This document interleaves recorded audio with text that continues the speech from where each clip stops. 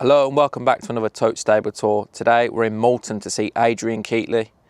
He's established himself as a top dual purpose trainer and had a fruitful trip to Cheltenham recently, with Diamant Dore finishing really well in the Champion Bumper. Watch along as we learn more about Adrian, his Irish background and why he chose to train here in Malton. And we'll get some horses to follow through the summer, including a bunch of 2-year-olds and a few nice jumps horses too. If you are enjoying the Tote stable tours, be sure to leave a like, drop a comment below who do you want us to go and see, and make sure you hit that subscribe button so you don't miss any of our videos.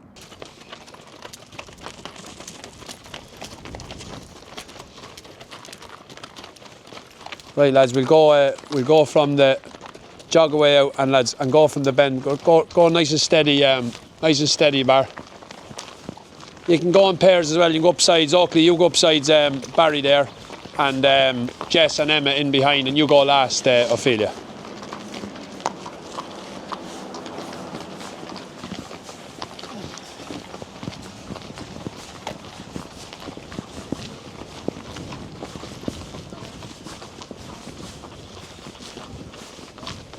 Barry, and you go on the right, Barry. You go on the right of Oakley. And Jess, you do the same. You follow Barry.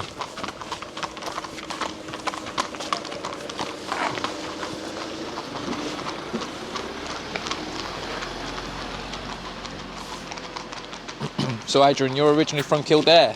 Yeah. And you moved over here a couple of years ago, but you're from a non-racing background, is that right? Yeah, that's right, yeah. Non-racing background, but rode as a bad amateur for a few years. Grew up more or less in a trainer's yard. Francis Flood was only up the road. He was a top-class dual-purpose horse trainer in Ireland.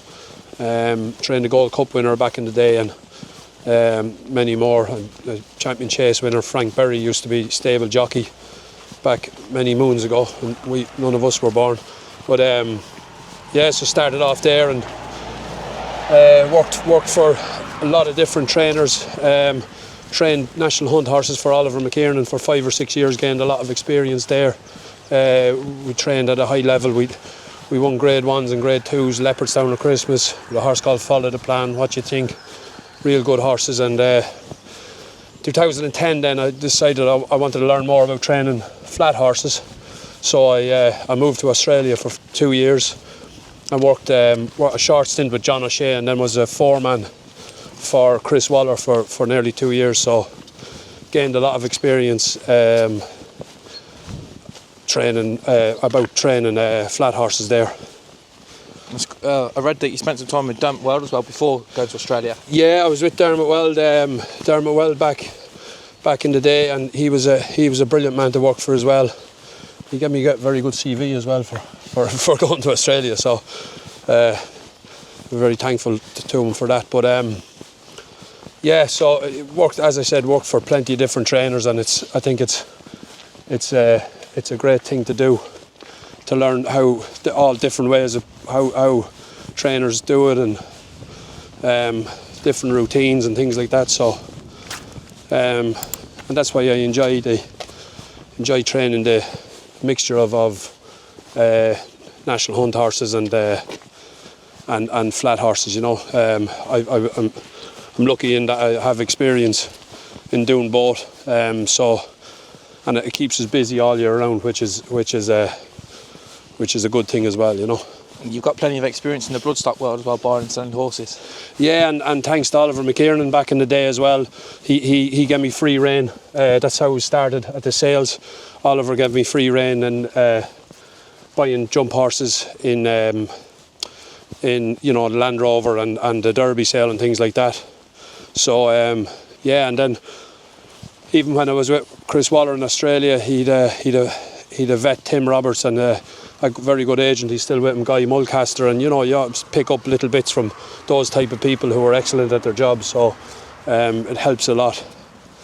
We at the moment, and more recently, I've been buying along with Dan Asprey, and we're very enthusiastic. We work very hard at it. Dan farms the sales hard, and I go along with him, and we try and find the best stock available. Yeah, it's clearly working. You had your first classic in the Irish 1000 Guineas a few years ago. Yeah, John Kilbride, who's based in Ireland now, myself and him picked her up for small money. At the time, it was small money, or in the aftermath, it was small money at the time. It was a lot of money when you don't have any money, but yeah, she was a £12,000 purchase, and she went on to win a Guineas, obviously. Brilliant. And why Malton for you? Malton, I had I'd been contemplating switching to move over here for a while, and I had visited a few different parts of the UK as possibilities, but when I came to Malton, I just liked the place. There's plenty of Irish. Tony Kyle, one of my neighbour trainers now, he had an empty few boxes, so just started off with him. Took me a few months to get my licence, and we just worked from there. I was going to say, yeah, there's quite a big Irish community here, isn't there? Yeah, and it's probably just it's a good thing, you know. There's good camaraderie and things like that, and keeps us all on our toes. And you still have plenty of runners over there. You had one at the Curragh last weekend, didn't you? Yeah, the one in Naas on Sunday. He's only beaten 2 lengths by one of Aidan's that Aidan thinks a lot of. So we were happy with him coming home. The ground was probably just far too deep for us, but he ran very well, you know. You've amassed quite an amount of winners over all sorts of codes in a short space of time. Is there a particular horse that you like training? No, but yeah, the ones that can win. So, look, I think just the horses that can win and that can run consistently are the horses that the owners enjoy most. You know, like, you know, when you get exposed down at that low level and they're running inconsistently, they become frustrating for, you know, for everyone, for trainer, jockeys, owners. Everybody starts questioning one another, and it's very hard to keep, you know, keep the consistency up and keep everyone happy with those type of horses. So look, we try and trade a lot of horses as well, and you know, I think half the battle is when to know when to trade them, and you know, get the best out of them, and we like to try and sell a horse that can go on and do things as well, you know. Yeah, you've got some great jockeys on side. So, Brian Hughes and Henry Brook have rode plenty of winners for you over the jumps, and I've seen Barry and Oakley riding out there as well. What sort of team of jockeys do you have? Who do you have coming in? Yeah, look, they're the 2 jump guys you mentioned. They're actually injured at the moment. Danny McMenamin was in with me this morning, riding a bit of work. He's going to ride my jumpers there until Brian is back. And you know, the flat horses, we've always used. You know, Oisin McSweeney was riding a lot of winners for me last year. He's known me and been with me at a very young age, and he's been over and back, and he's in with me now a good few mornings a week, so I like to support him as much as I can.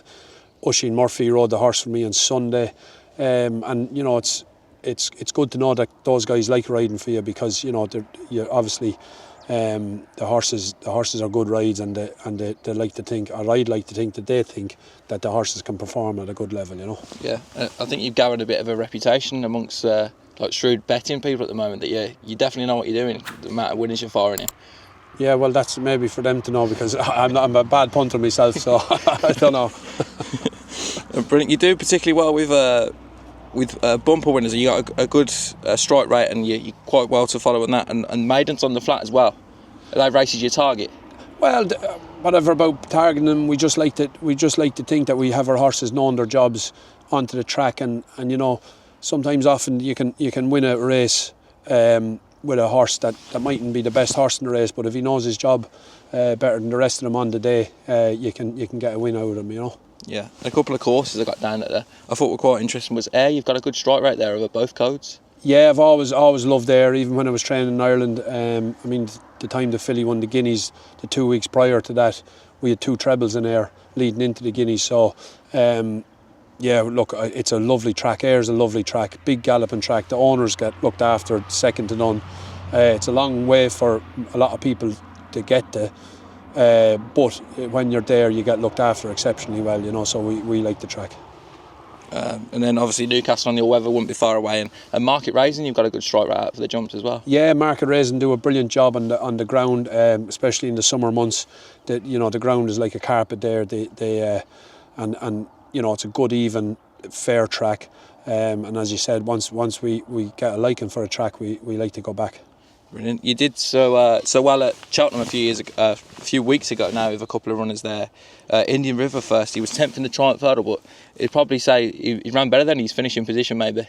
Yeah, he did, and he was a good bit out of his ground the whole way around. And look, we were unlucky. We thought we'd done a great job with his mark at 122. We were sure prior to entries that we'd get in. The previous years, 121. 120, 119 got in bottom of the weights, and we were way out this year with 122. But the owner was keen to run him in the Triumph, and look, he ran around. He ran around accordingly, and it was a grand run. So he came out of it well, which is more important.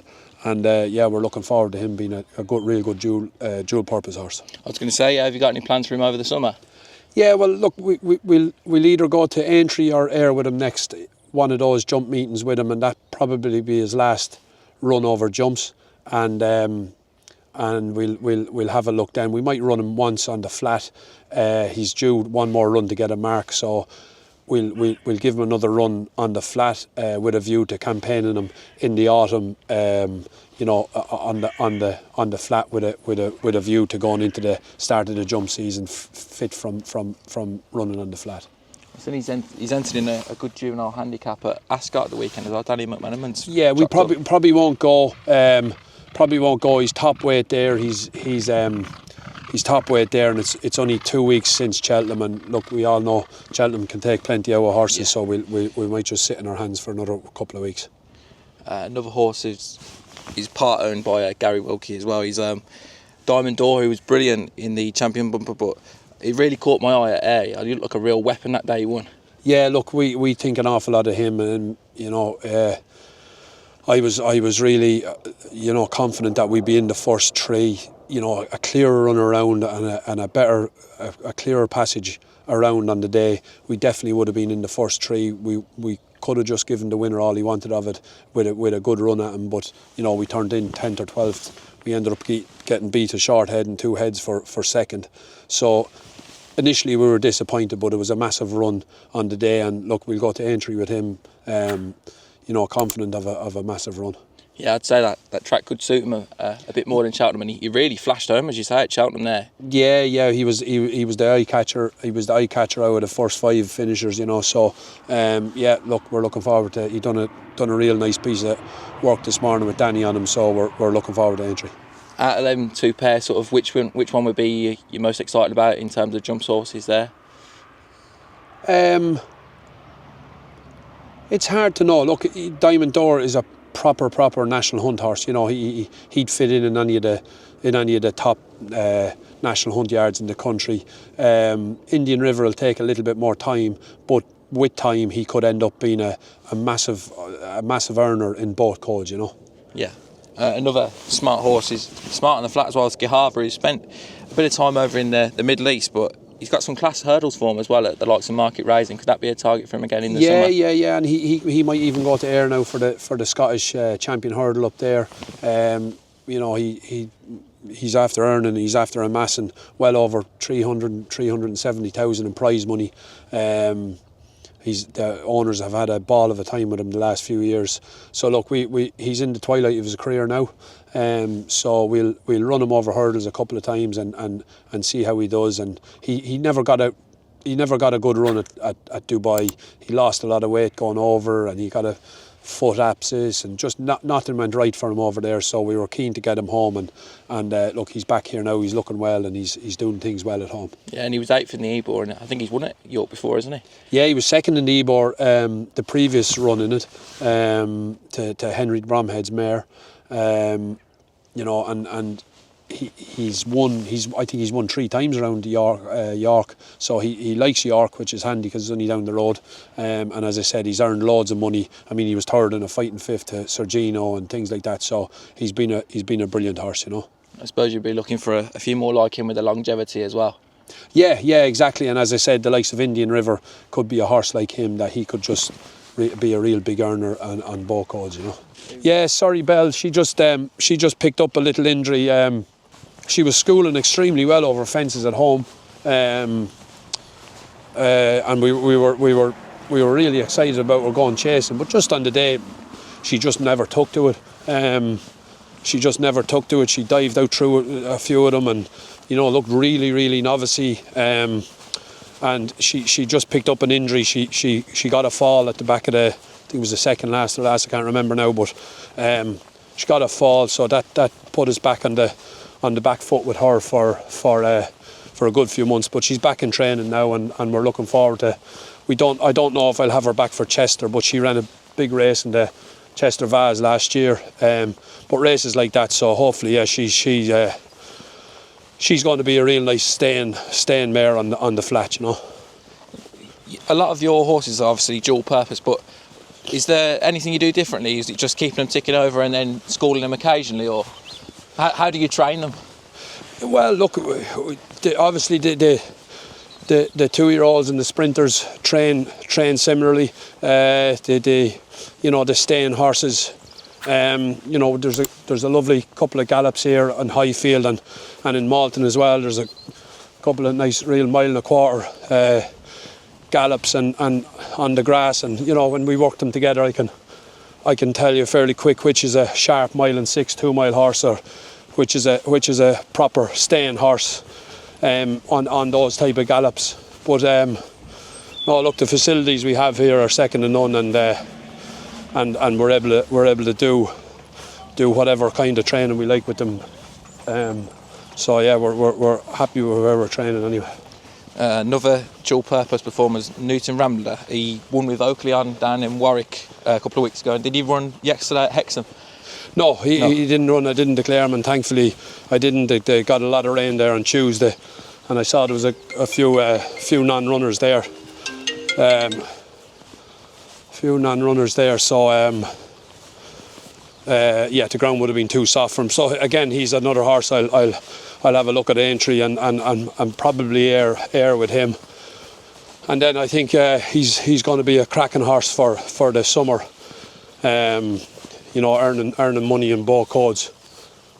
He loved the good ground, and as I said, the summer jump tracks, they do such a good job watering that they're always very safe, and the horses do well around them. And I guess you're pretty busy here all year round with your jumpers and your flat horses. How many horses would you have, and what's the setup like? How many staff and stuff? We've 40, with capacity for 40, and we keep it full all year round.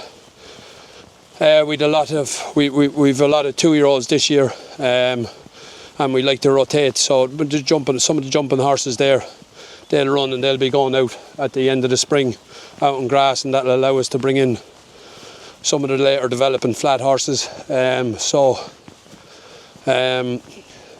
We've put up a barn February last year, and we're due to, hopefully this year we'll put up another barn for another 20, and we keep growing and keep expanding as best we can. Is there plenty of appetite for that then? You want to have a lot of horses like under your roof?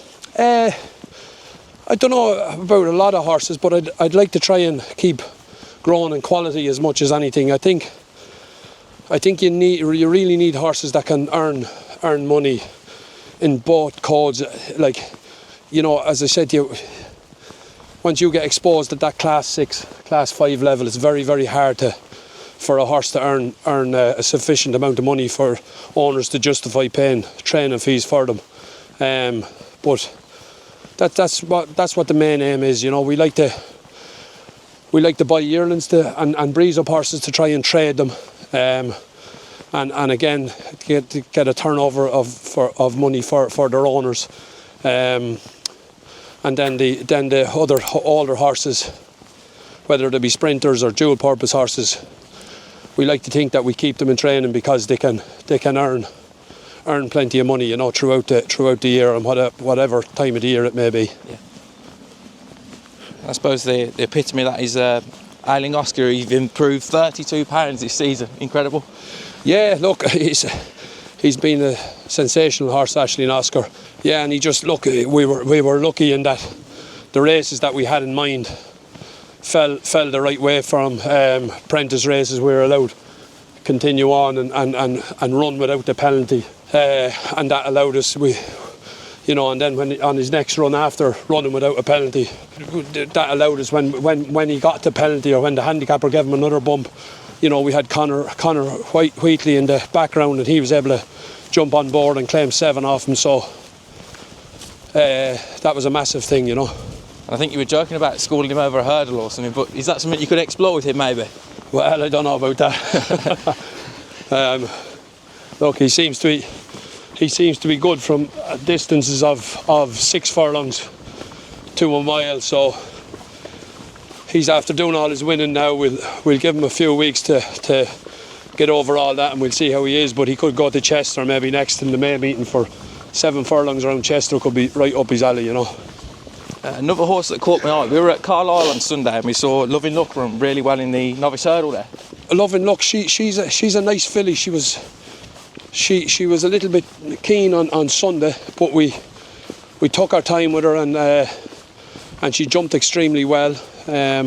Came through the field very easily. The winner is a very smart horse, they tell me.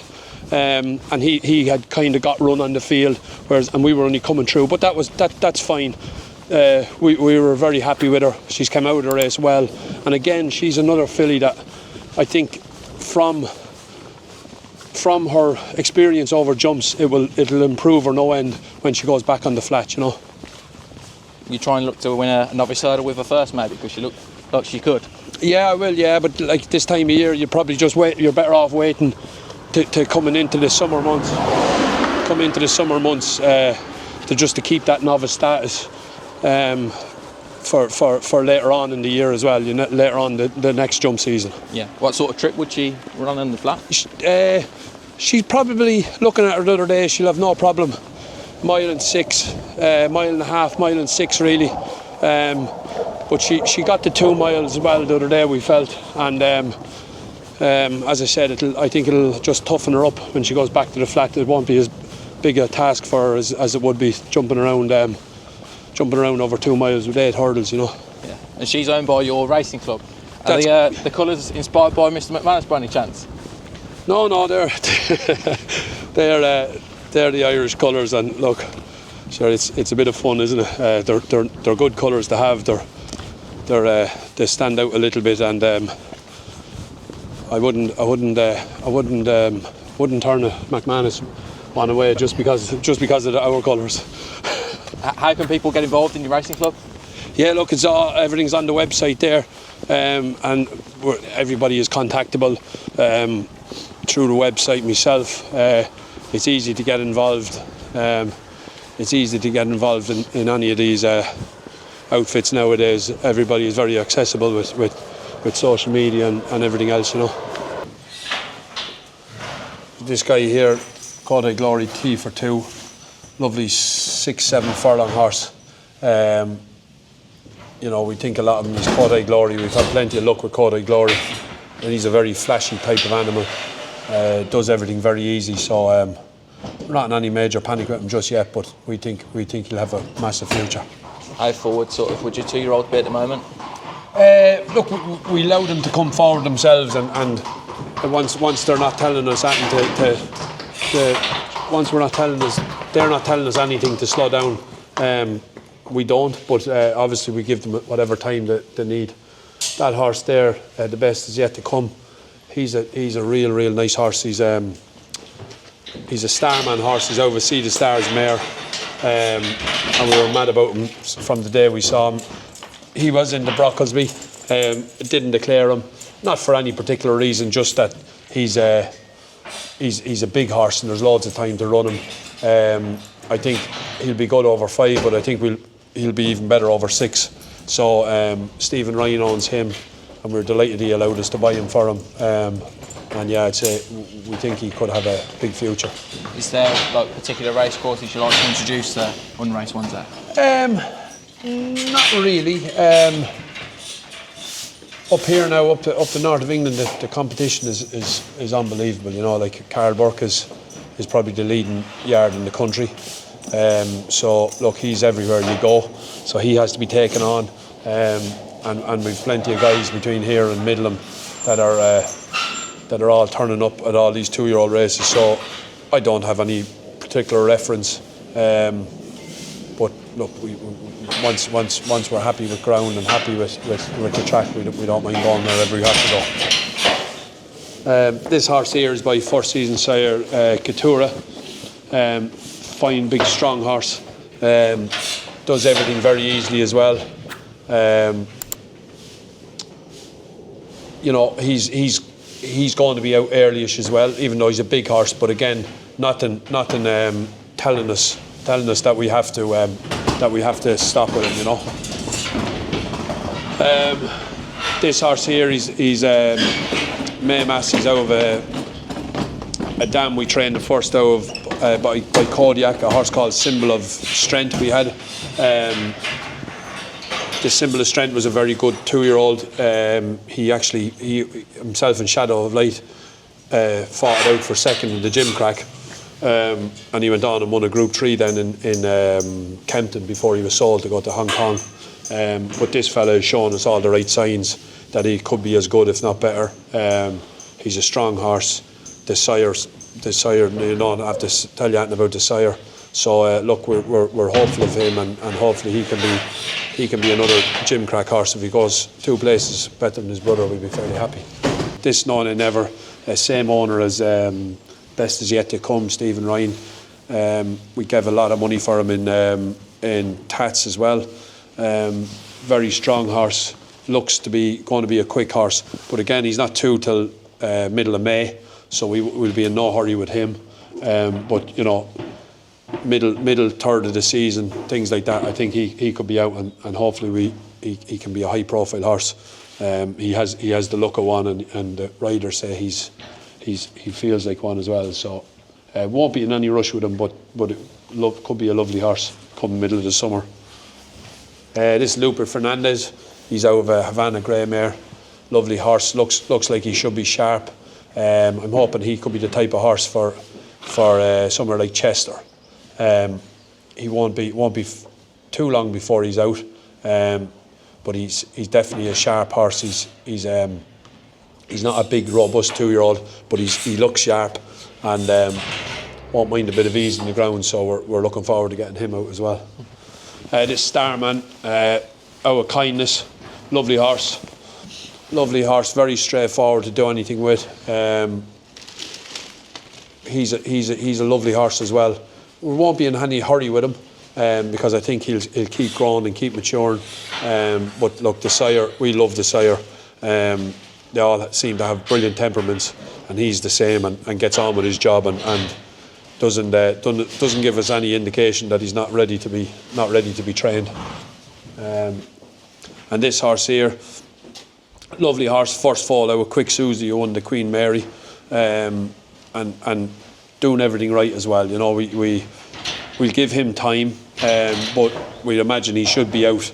He should be out in middle of May, sometime like that, back end of May.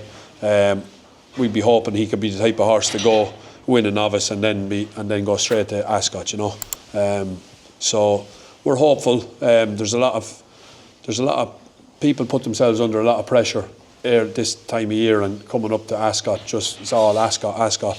But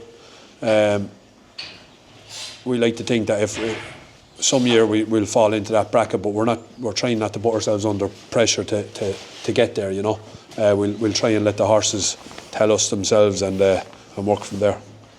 With you training over both codes, is the races that you want to win, like more than others, on each coach?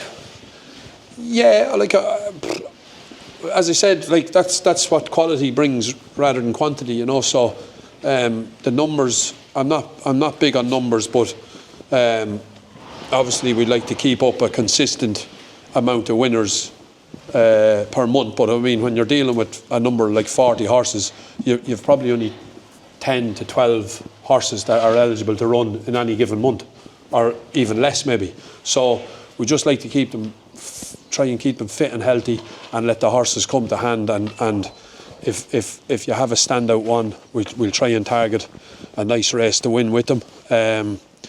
But we try to not overly expose them, and especially with the 2-year-olds, and try and just do our best with what we have, and and we're always looking forward and always looking to try and improve. And you had a trip to Cheltenham. Are you one that would be excited about getting a morning suit and a top hat on for Ascot? Definitely not. Definitely not. No.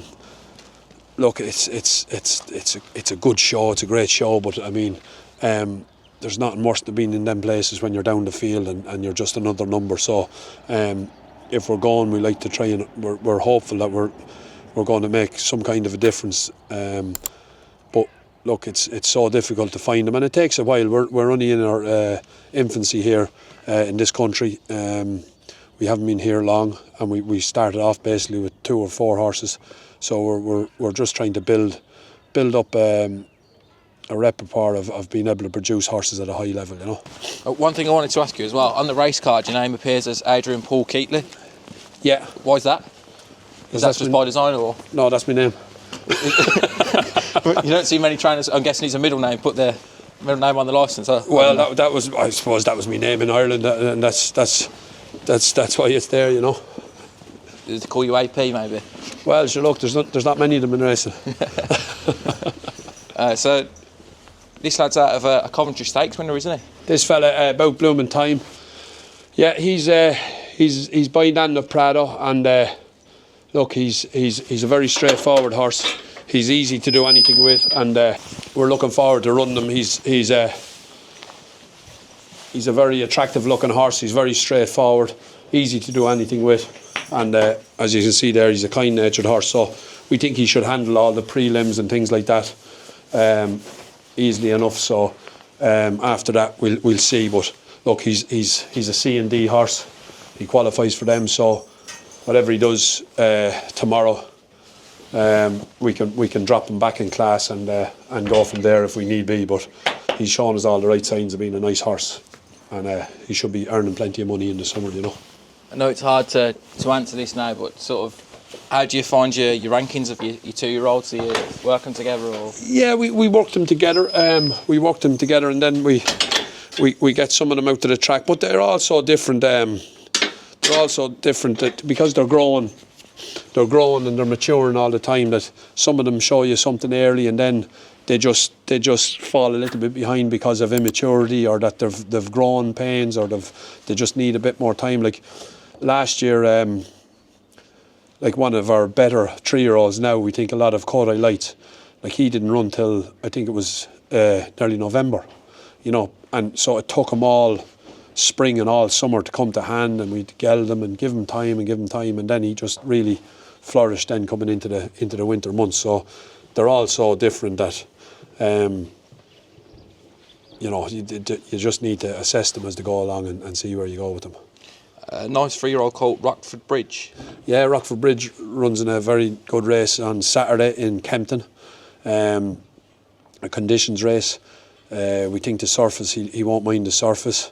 He was a very good 2-year-old last year, big horse, strong horse, and we're looking forward to getting him out on Saturday, and we'll go from there. So St Faz was a hurdling chase winner in Ireland, but you've rediscovered his form on the flat now, on the all-weather, and he's won twice in a row. Yeah, well, he had initially, before he went to Gordon, and when he started out with late Eddie O'Grady, he had a bit of decent form on the flat in Ireland.